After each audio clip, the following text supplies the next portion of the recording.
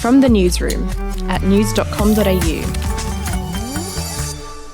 G'day, I'm Andrew Bucklow and this is the latest from the newsroom. It's Wednesday the 27th of October.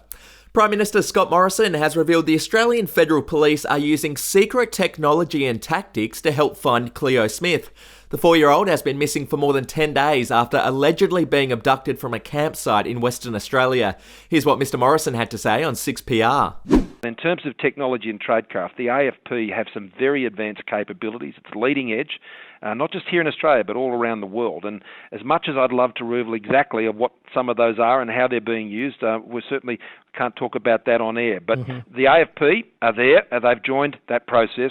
I'm very pleased to say that they're helping in every way they possibly can through their intelligence capabilities, their technology, and their forensics abilities. In other news, you'll soon be able to pick up a rapid antigen COVID test when you do your shopping at Coles. The supermarket giant will start stocking the nasal tests in 700 stores around the country from next week. Now, it's expected the tests, which provide a result within 15 minutes, will cost somewhere between $10 to $30. To travel news, fully vaccinated Aussies will be allowed to travel to Singapore from November 8 without having to quarantine.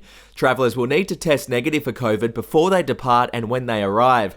Business travellers and students from Singapore are expected to be able to travel to Australia under the initiative once the federal government finalises arrangements. To sport, and South African cricket star Quinton de Kock pulled out of his team's T20 World Cup game against the West Indies because he refused to take a knee. All South African players were told to take a knee at the start of the game as an anti-racism gesture.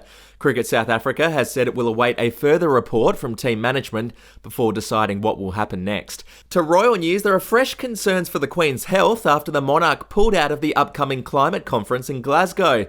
The Queen has been told to rest after spending a night in hospital last week. She'll still deliver an address to the delegates at the historic climate summit via a recorded video message.